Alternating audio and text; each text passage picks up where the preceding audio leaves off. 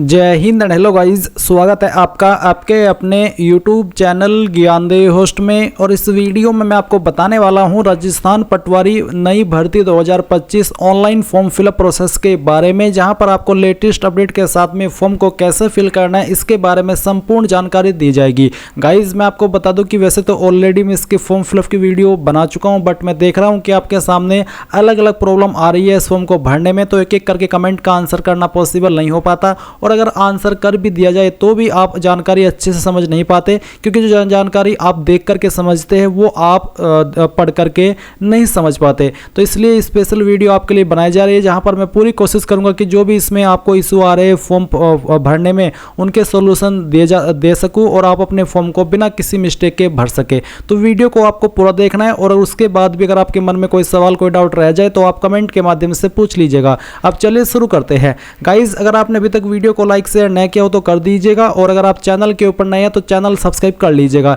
इसके बाद में जो लिंक मैंने वीडियो के डिस्क्रिप्शन में दिया है आप ओपन करिए। ओपन करने के बाद आपको जानने को मिलेगा कि ये भर्ती आपकी 2020 पोस्ट पर निकाली गई है। फॉर्म आप लोग इसके 23 मार्च 2025 तक भर पाएंगे, यानी कि आपके पास थोड़ा ही समय है इस फॉर्म को भरने में, तो जितना जल्दी हो सके फॉर्म को भर लेना है, क्योंकि लास्ट डेट जैसे ही और नज़दीक आएगी तो आपके फॉर्म के अंदर फिल करने में काफ़ी सारे इशू आने शुरू हो जाएंगे। इसलिए वो नौबत ना आए, आप अपना फॉर्म पहले ही भर ले। अप्लाई करने के लिए आपसे बैचलर डिग्री मांगी है, साथ ही साथ आपके पास कोई कंप्यूटर का सर्टिफिकेट होना चाहिए, जैसे कि यहाँ पर कुछ सर्टिफिकेट मेंशन किए गए हैं। इसके अलावा सबसे मेन चीज़ कि आप इसमें सिंपल ग्रेजुएशन या फिर इस कंप्यूटर कोर्स से अप्लाई नहीं कर सकते। आपका CET ग्रेजुएशन लेवल का देना भी जरूरी है, जो कि आपका रिसेंटली RSM SSB ने लिया था। तो यानी कि नॉर्मल कैंडिडेट इसमें बिना CET के जो कि ग्रेजुएट लेवल का हो अप्लाई नहीं कर पाएंगे।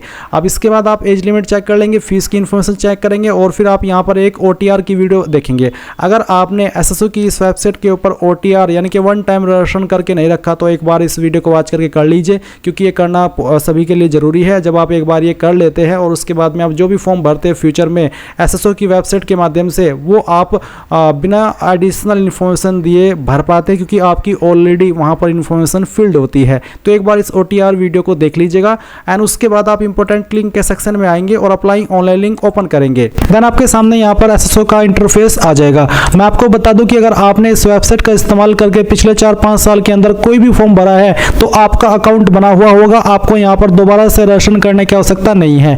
आप उसी डिटेल से लॉगिन करेंगे, जिसमें कि आपको आपकी SSO ID या फिर यूजर नेम यहाँ पर एंटर करना है, एंड जो आपने पासवर्ड बनाया था वो डालना है। बट गाइस अगर आप आपका पासवर्ड भूल चुके हैं तो आप यहाँ पर I forgot my password click here, इसके सामने क्लिक हियर पर क्लिक करेंगे, एंड देन जो आपकी SSO ID है वो यहाँ पर डालेंगे। जो मोबाइल नंबर या फिर ईमेल ID आपने रजिस्टर की थी वो डालेंगे, ये कैप्चा कोड फिल करेंगे, एंड देन सबमिट के ऊपर आप जैसे ही क्लिक करेंगे तो आपको मैसेज के माध्यम से आपका जो पासवर्ड है वो सेंड कर दिया जाएगा। अगर आप आपकी SSO ID भूले हैं तो आपको यहाँ पर उसको भी रिसेट करने का ऑप्शन दिया है। पर गाइज अगर आप यहाँ पर पहली बार इस वेबसाइट का इस्तेमाल करके कोई फॉर्म भर रहे हैं तो आपको रजिस्ट्रेशन करना होगा। इसके लिए आप यहाँ पर रजिस्ट्रेशन के ऊपर क्लिक करेंगे, फिर आपको यहाँ पर सेलेक्ट करना है कि आप इनमें से किस माध्यम से लॉगिन होना चाहते हैं। तो यहाँ पर आपको जन आधार का भी ऑप्शन दिया है और गूगल का भी ऑप्शन है, तो आप यहाँ पर गूगल सेलेक्ट कर लीजिएगा। गूगल सेलेक्ट करने के बाद में आपको आपकी ईमेल ID का यहाँ पर इस्तेमाल करना है। कोई भी ईमेल ID आप यहाँ पर डालिए, एंड देन नेक्स्ट के ऊपर क्लिक कीजिए। अब गाइज यहाँ पर आपके सामने कुछ ऐसा इंटरफेस आएगा, जैसे ही आप अपनी ईमेल ID एंड उसका पासवर्ड डाल करके लॉगिन कर लेंगे। अब आपको यहाँ पर आपकी SSO ID बना लेनी है। आप अपनी ईमेल ID के अकॉर्डिंग जो SSO ID फैच की गई है, अगर यही रखना चाहते तो ये भी रख सकते हैं। अगर आपको इसमें कोई बदलाव करना है तो वो भी आप कर सकते हैं। फिर आपको एक पासवर्ड बनाना है नया, और आपका एक पासवर्ड कैसा होगा वो आप देख लीजिए। पासवर्ड के अंदर इंग्लिश का कैपिटल लेटर कम से कम एक, स्मॉल लेटर कम से कम एक, ज़्यादा कितने भी हो सकते हैं, स्पेशल कैरेक्टर और साथ ही डिजिट का आपको इस्तेमाल करना है। तो कुछ इस तरह का पासवर्ड बनाने के बाद में उसको दोबारा डालेंगे, वेरीफाई कर देंगे, अपना मोबाइल नंबर डालेंगे जो कि आप रजिस्टर करना चाहते हैं, और यहाँ पर ईमेल आपकी ऑलरेडी दी गई है। इसके बाद में आपको रजिस्टर के ऊपर क्लिक करना है। अब गाइज आपके सामने लॉगिन का पेज आएगा, जैसा कि आप यहाँ पर देख सकते हैं। अब आपको यहाँ पर वो आपकी SSO ID डालनी है जो कि अभी आपने बनाई है, या फिर आपका यूजर नेम डालना है, आपका पासवर्ड डालना है जो कि अभी आपने बनाया, ये कैप्चा कोड डालेंगे, एंड देन लॉगिन के ऊपर क्लिक करेंगे। अब गाइज आपके सामने यहाँ पर ये अपडेट प्रोफाइल का ऑप्शन आएगा तो आपको सबसे पहले आपका फर्स्ट नेम एंटर करना है 10th के सर्टिफिकेट के अकॉर्डिंग, फिर आपको आपका लास्ट नेम एंटर करना है। इसके बाद डिस्प्ले नेम अगर आप अपना चेंज करना चाहते हैं तो ये भी आप यहाँ से चेंज कर सकते हैं। फिर आपकी जो डेट ऑफ बर्थ है वो आपको यहाँ पर इस तरह से कैलेंडर के ऊपर क्लिक करके सिलेक्ट कर लेनी है, पहले ईयर फिर मंथ और उसके बाद में डे। देन गाइज यहाँ पर जेंडर आपको सिलेक्ट करना है। अगर आप यहाँ पर नंबर ऐड करना चाहते हैं, आपने नहीं किया तो आप यहाँ पर इसके सेक्शन के ऊपर क्लिक करके अपना नंबर डालेंगे, सेंड ओटीपी पर क्लिक करेंगे तो ओटीपी जाएगा, वो ओटीपी यहाँ पर डाल करके वेरीफाई करना है। ईमेल आईडी भी आप यहाँ पर ऐड कर सकते हैं या फिर चेंज कर सकते हैं। इसके अलावा आपको यहाँ पर पोस्टल एड्रेस में जो आपका प्रेजेंट एड्रेस है वो फिल करना है, और फिर जो आपका पोस्टल कोड है वो भी आपको यहाँ पर डाल देना है। पोस्टल कोड यानी कि जो आपका पिन कोड लगता है वो पिन कोड आप यहाँ पर लिखेंगे। सिटी डिस्ट्रिक्ट कौन सी है वो भी आपको यहाँ पर अपनी एंटर कर देनी है। एंड इसके बाद में गाइस आपकी जो स्टेट है वो भी आपको यहाँ पर सेलेक्ट कर लेनी है। फिर अगर आपकी बहामासा आईडी है तो वो आप यहाँ पर डाल देंगे, अगर नहीं है तो आप इसको ऐसे ही छोड़ दें। जन आधार आईडी है तो वो यहाँ पर डाल देंगे, एडिट के ऊपर क्लिक करके, नहीं तो आप इसको ऐसे ही छोड़ देंगे। एंड उसके बाद में अगर आपका आधार आईडी है तो आप यहाँ पर डालेंगे, कोई ओल्ड एसएसओ आईडी है तो आप यहाँ पर दे देंगे। एंड उसके बाद में इन सभी जानकारी को चेक करते हुए आप अपडेट के ऊपर क्लिक करेंगे। प्रोफाइल की जानकारी अपडेट करने के बाद में गाइज आपको यहाँ पर लेफ्ट साइड में सिटीजन एप्स G2C इसके ऊपर क्लिक करना है। इसके ऊपर क्लिक करने के बाद आपके सामने ये सभी एप्स आ जाएंगे। आपको यहाँ पर रिक्रूटमेंट पोर्टल सर्च करना है तो आप यहाँ पर REC लिख दीजिए और जो रिक्रूटमेंट पोर्टल का ऑप्शन है ये आपको टिक करना है। इसके बाद में गाइज आप यहाँ पर देखेंगे कि आपकी पटवारी की वैकेंसी आ चुकी है, और अभी आपके मन में सवाल ये आ रहा होगा कि सर मेरे पास तो CET ग्रेजुएट लेवल का एप्लीकेशन नंबर ही नहीं है, तो मैं कैसे यहाँ पर फॉर्म को भरूँ। तो गाइज आप अप्लाई करने के लिए एलिजिबल ही नहीं है, क्योंकि जिन्होंने CET 2022 ग्रेजुएट लेवल दिया था और क्वालिफाई किया था और उनके पास एप्लीकेशन नंबर है, वही कैंडिडेट इसको अप्लाई करने के लिए एलिजिबल है। बाकी नॉर्मल कैंडिडेट इसको अप्लाई करने के लिए एलिजिबल नहीं है। अगर हाँ आपने किसी भी स्टेट से CET ग्रेजुएट लेवल 2022 दिया था उस टाइम पर और क्वालिफाई किया था, फिर चाहे आप किसी भी स्टेट से आप इस फॉर्म को भर सकते हैं। तो जैसे आप एप्लीकेशन नंबर डाल देंगे आपके सामने यहाँ पर इस तरह से पटवारी की वैकेंसी आएगी, आप इसके ऊपर क्लिक करिएगा। अब इसके ऊपर क्लिक करने के बाद आपके सामने OTR डाटा रिव्यू आएगा, यानी कि जो इन्फॉर्मेशन आपने OTR के अंदर भरी थी वो आपको यहाँ पर देखने को मिलेगी। अगर आप उस जानकारी को एडिट करना चाहते हैं, अपडेट करना चाहते हैं तो अपडेट के ऊपर क्लिक करके कर सकते हैं, नहीं तो सिंपली आप यहाँ से प्रोसीड कर दीजिए। अब प्रोसीड करने के बाद यहाँ पर जो इन्फॉर्मेशन आपको व्हाइट ग्रे के अंदर देखने को मिल रही है, ये वो इन्फॉर्मेशन है जो कि आप अगर OTR की जानकारी एडिट करेंगे तभी एडिट हो पाएगी। और जो बिल्कुल आप व्हाइट में देख पा रहे हैं वो इन्फॉर्मेशन है जो कि आप यहाँ पर एडिट अभी के अभी भी कर सकते हैं, और साथ ही साथ आप इसको दोबारा से फिल भी कर सकते हैं। तो यहाँ से आप ये इन्फॉर्मेशन चेक करेंगे। इसके बाद में आएगी कास्ट कैटेगरी, तो जो भी आपकी कास्ट कैटेगरी है वो आप यहाँ पर सिलेक्ट कर लीजिएगा। फिर अगर आप स्पेशली एबल्ड कैटेगरी से आते हैं, यानी कि विशेष दिव्यांगजन श्रेणी से आते हैं, तो आप आपकी कैटेगरी सेलेक्ट कर लेंगे, नहीं तो आपको नॉट एप्लीकेबल सेलेक्ट करना है। फिर गाइज आप यहाँ पर सब स्पेशली एबल्ड कैटेगरी को बताएंगे, अगर आपकी है तो आप इसको सेलेक्ट कर लीजिएगा, नहीं तो आप इसको ऐसे ही रहने देंगे। फिर आप नीचे की तरफ थोड़ा सा आएंगे तो आप देखेंगे रिलीजन, तो जो भी आपका रिलीजन है वो आपको सेलेक्ट कर लेना है। मैरिटल स्टेटस क्या है, डाइवोर्स, मैरिड, रीमैरिड, अनमैरिड या फिर विडो, जो भी है वो आप यहाँ पर आपके स्टेटस के अकॉर्डिंग सेलेक्ट कर लीजिएगा। फिर गाइज अगर आपका स्टेटस अनमैरिड के अलावा कोई अन्य है तो आपको बताना है कि आपके जीवित बालक की संख्या यानी कि बच्चों की संख्या 1/6/2002 से पहले कितनी है और 1/6/2002 के बाद में कितनी है। बट अगर आप अनमैरिड है तो आप यहाँ पर इन सेक्शन में सभी में 00 लिख दीजिएगा। फिर आप यहाँ पर आपका व्हाट्सएप का मोबाइल नंबर डालेंगे। अगर आपकी जन आधार आईडी है तो आप वो भी आप यहाँ पर डाल देंगे। इसके बाद में आप यहाँ पर देखेंगे क्या आप राजस्थान के अनुसूचित क्षेत्र से संबंधित है, अगर है तो यस करिए, नहीं है तो आप नो कर देंगे। फिर आपका जो कोरस्पोंडेंस एड्रेस है यानी कि जो आपका प्रेजेंट एड्रेस है वो आपको यहाँ पर फिल करना है। एड्रेस लाइन 1, 2, 3 यानी कि आपको आपके एड्रेस का थोड़ा थोड़ा पार्ट तीनों लाइन के अंदर लिखना है। आपकी स्टेट सेलेक्ट कर लेनी है, आपकी डिस्ट्रिक्ट सेलेक्ट कर लेनी है, आपका सिटी विलेज कौन सा है वो आपको यहाँ पर खुद से एंटर करना है। उसके बाद आप आपका पिन कोड डालेंगे एंड देन आप यहाँ पर नीचे कैंडिडेट वेरिफिकेशन स्टेटस जो आधार वेरीफाइड डिटेल है वो आप यहाँ पर देख लेंगे। फिर आप नीचे नेक्स्ट के ऊपर क्लिक करेंगे। अब आपके सामने यहाँ पर आपकी पर्सनल डिटेल आ चुकी है। गाइज आप यहाँ पर डोमिसाइल डिटेल की इंफॉर्मेशन भरेंगे तो आपको बताना है नेशनलिटी, तो नेशनलिटी आपकी इंडियन रहेगी। और उसके बाद में आपकी जो होम स्टेट है वो आप यहाँ पर देखेंगे। आपकी होम डिस्ट्रिक्ट कौन सी है वो आप सिलेक्ट कर लेंगे। फिर आपसे पूछा है settled in India from other country, क्या आप इंडिया के अंदर किसी अन्य कंट्री से सेटल हुए हैं, अगर हाँ तो यस, नहीं तो आपको नो करना है।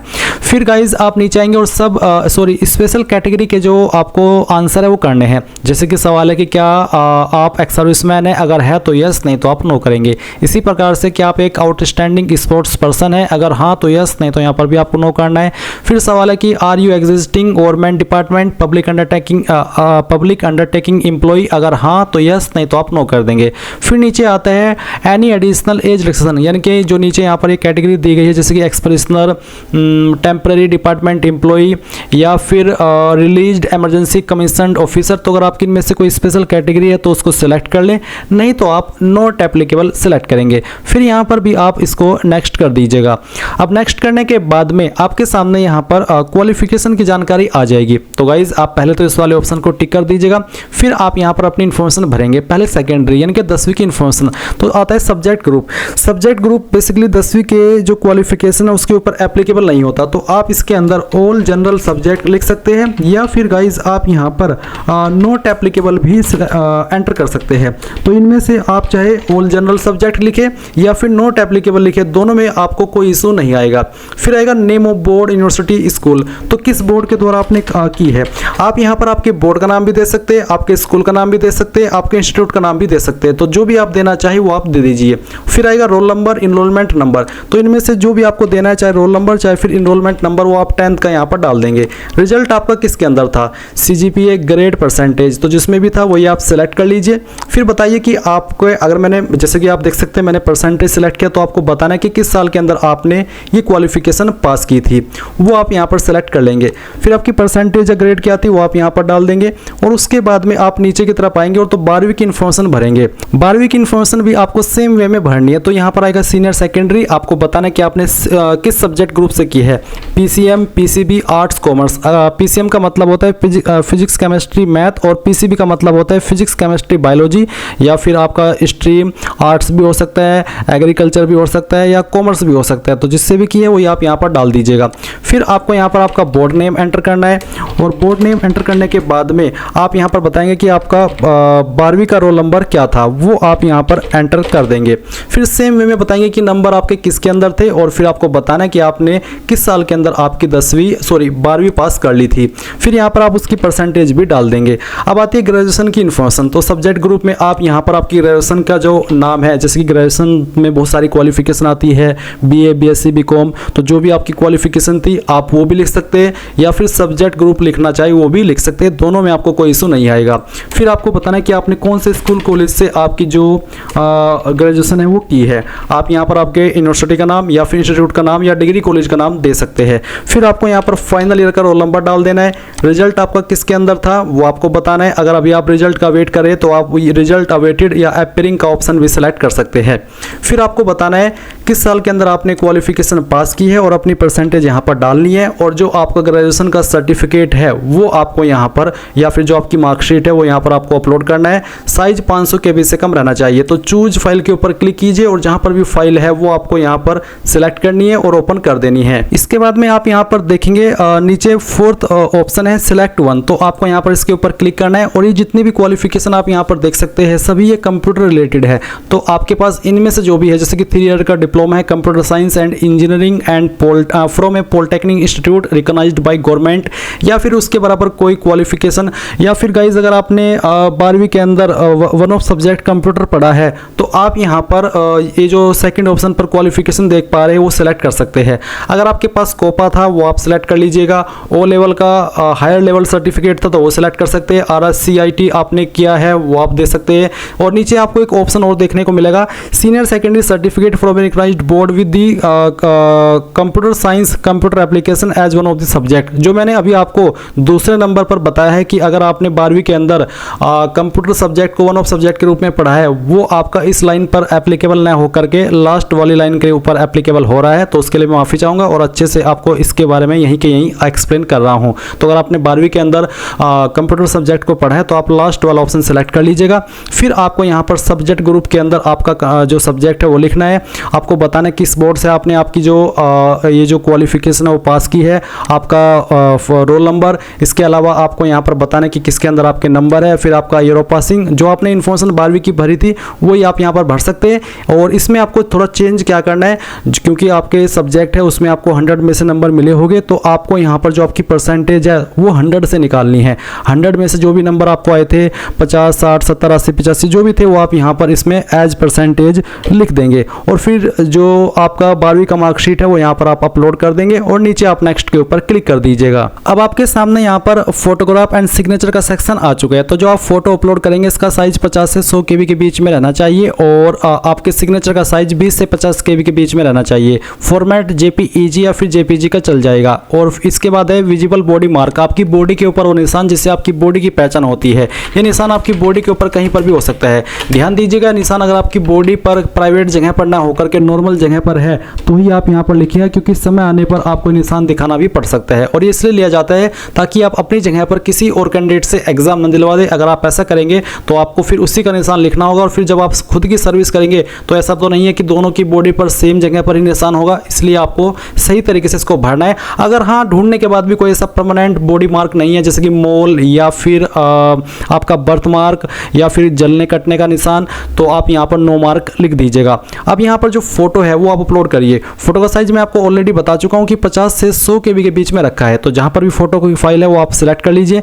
मैं इस फॉर्म को डेमो के लिए भर रहा हूँ तो मैं यहाँ पर एक रैंडम फाइल आपको अपलोड करके दिखा रहा हूँ। तो मैं इस फाइल को सिलेक्ट करता हूँ, ओपन करता हूँ, फाइल इस तरह से आएगी। अभी जो मैंने फाइल अपलोड की इसके नीचे डेट भी लिखी है, तो आप डेट के अगर डेट लिखना चाहे फोटो के नीचे डेट की किस डेट में आपने फोटो को लिया है, जो कि 3 महीने से ज़्यादा पुरानी नहीं होनी चाहिए, लिख सकते हैं, कंपलसरी नहीं है। और अगर नहीं लिखना है, सिंपली फोटो को अपलोड करना है जिसका बैकग्राउंड व्हाइट होना चाहिए, तो आप वो भी कर सकते हैं। फिर यहाँ पर आपका जो सिग्नेचर है वो आप सिलेक्ट कर लीजिए। जहाँ पर भी आपकी साइन की फाइल है सिलेक्ट कीजिए, ओपन कीजिए, आपका सिग्नेचर इस तरह से आएगा। फिर आप यहाँ पर इसको नेक्स्ट कर दीजिएगा।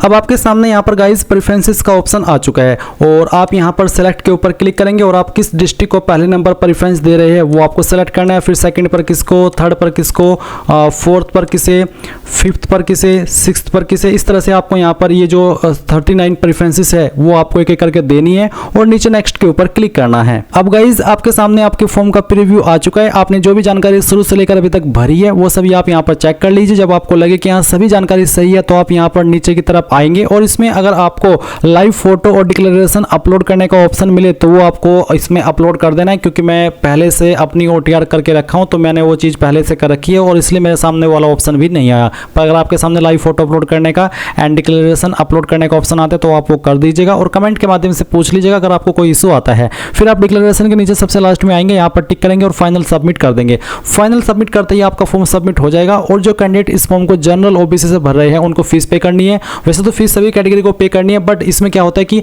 अगर आप एक बार वन टाइम फीस पे कर देते हैं तो उसके बाद में जितने भी फॉर्म आप भरते हैं OTR का इस्तेमाल करके तो फिर आपको कोई फीस पे करने की आवश्यकता नहीं पड़ती। और अगर आप फर्स्ट टाइम यहाँ पर फॉर्म को भरते हैं OTR करने के बाद तो फिर आप वो फीस पे करते हैं। सो इस तरह से गाइज आप लोग राजस्थान पटवारी ऑनलाइन फॉर्म 2025 भरेंगे। आई होप ये प्रोसेस आपको पसंद आया होगा। अगर आपका कोई सवाल डाउट फिर भी रह गया हो इतनी जानकारी के बाद भी तो आप कमेंट के माध्यम से पूछ लीजिएगा। थैंक्स फॉर वॉचिंग एंड जय हिंद।